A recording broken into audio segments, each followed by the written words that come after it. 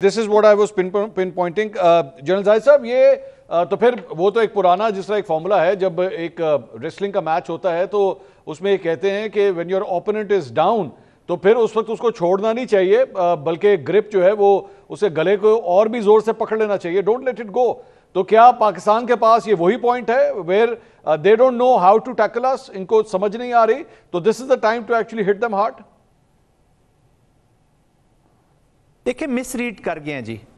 भारत में misread, Bharat is a big country, वहां पढ़े लिखे लोग भी हैं, स्ट्रेटजिस्ट भी हैं, मिलिट्री स्ट्रेटजी को भी, ऑपरेशंस को भी समझते हैं और पाकिस्तान की कैपेबिलिटीज को भी समझते हैं। वो exactly they knew it what is coming. और वहां पे कोई कंफर्ट लेवल नहीं था जी इनकी मिलिट्री के बीच में। That's why there are 3 sackings of senior military leadership. ये जो सैकिंग वॉर के दरमियान हो रही होती हैं, दीज आर वेरी मीनिंगफुल, जिस पे डिप्टी चीफ, एयर चीफ भी शामिल है।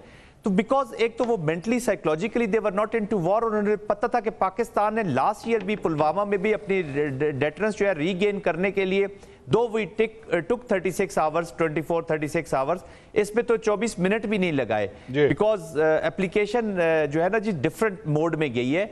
और ये अभी मुनीब भाई बात कर रहे थे रिटेलिएशन तो मुनीब अभी की नहीं है जी, ये तो डिफेंसिव मनूवर था। अभी उसका जो उन्होंने अटैक किया उस पर हम अपना डिफेंस कर रहे थे, क्योंकि इनके ये प्लेटफॉर्म जो भी हवा में थे ये और टारगेट कर सकते थे तो उनको लिया। अभी तक तो हमारा रिस्पांस तो क्विड प्रो को तो गया ही नहीं है जी। मैं ये नहीं कह रहा कि आज रात को ही चढ़ाई कर दे या कल कर दे या जब भी कर दे, बट पॉइंट ऑफ चूजिंग आप अपना, ऑफ कोर्स टाइमिंग्स होती हैं जी वॉर के बीच में, टू क्रिएट एन एनवायरनमेंट, और एक एनवायरनमेंट आपको थोड़ी देर के लिए मिलती है। इस एनवायरनमेंट में ना उसके बीच में आपने अपने आप को, स्ट्रेटजी को कार्व आउट करना होगा।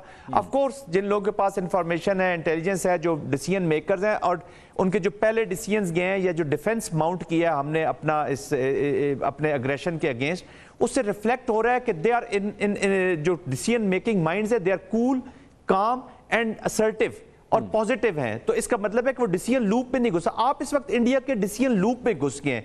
आज उनका अगर प्रेशर देखें, जो मिलिट्री प्रेशर था जिसमें वो एक मुसलमान कर्नल को भी लेके आ गए, सोफिया कुरैशी को, और बड़ा वो जैसे बॉलीवुड की मूवी का वो एक पहले इधर से खबर पड़ती थी फिर उधर से पड़ती थी, उनका कॉन्फिडेंस, उनकी body language was clear reflection कि दे आर डाउन। फिर आते उन्होंने कहा जी हम क्वेश्चंस नहीं लेंगे, उन्हें पता था कि जहाज़ों पे सवाल होने जो भी है। तो ये जो हिंदुत्व की जो माइंडसेट है ना, उनकी मिलिट्री को भी हाईजैक कर रही है। कोई भी सोल्जर किसी भी मुल्क का वो प्राइड के लिए लड़ता है जी, वो जान देने को तैयार होता है, रिस्पेक्टिव उसका रिलीजन कौन सा है। लेकिन जब वो जस्ट वॉर में नहीं होता और थ्रस्टेड अपॉन वॉर होती है उसके ऊपर, तो वो इसी तरह का रिस्पॉन्ड करता है। फिर आपने एक, मंसूर साहब क्विकली मैं एक पॉइंट करना चाहूंगा, आपने कहा ना जी कि you have done it, no more, you have achieved whatever. ये चीज हमारे पुलवामा वाला भी यही हमारे साथ हुआ था जी। अच्छा। आपको याद होगा कि अमेरिका से बड़े फोन आए थे जी, जिस वक्त जनरल वोटल वो कमांडर सेंट काम होते थे, पॉम्पियो वगैरह थे, तो उन्होंने कहा था you had a good day, इनको फेस सेविंग दे दे, जिसपे पाकिस्तान का रिस्पॉन्स गया था कि जी ये हम डबल करेंगे, अगर 2 मिसाइल करेंगे तो हम 4 फायर करेंगे। लेकिन वो जो मिलिट्री एप्लीकेशन थी उस तक ही हमारा वो कॉन्फ्लिक्ट रेजोल्यूशन रहा। 370 और 35A पे हम कुछ नहीं कर सके। अभी भी अगर हम इस झगड़े को, मैंने कहा ना, military response is not a big issue. Military response तो कोई इशू ही नहीं है जी उनके लिए ना, हमारे पाकिस्तान के लिए इशू नहीं है, हम इंशाल्लाह फिर भी रिस्पांस देते रहेंगे।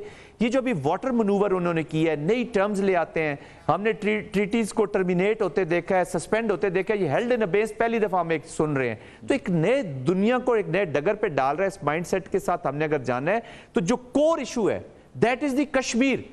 अब अगर दुनिया से बात करनी है, हमारे जो मिलिट्री एनवायरनमेंट हमने क्रिएट करनी है, जो एनवायरनमेंट वो कश्मीर के कोर इशू को एड्रेस करने के लिए करनी है। ये इस इवेंट के खात्मे के लिए अगर हम पढ़ जाएंगे तो हम यही रिपीट, यही कहानियां, यही ट्रांसमिशन, यही दोबारा कर रहे होंगे, फिर तराने चला रहे होंगे। मेरा ख्याल में अभी जो कोर इशू है, अपनी अगली जनरेशन को हमने अगर सोल्यूशन देना है तो इसको सेंटर में रख के बाकी चीजों के एनवायरनमेंट को क्रिएट करना है, और अपनी डिप्लोमेटिक मनूवर, अपनी पोलिटिकल मनूवर, अपनी मिलिट्री मनूवर इसके इर्द गिर्द घूमेंगी। हमारी प्रॉब्लम्स इंटरनल ज्यादा है, एक्सटर्नल कम है। इनको अभी इंटरनली भी solutions within and solution without, इन दोनों को साथ लेकर चलना होगा मंसूर साहब।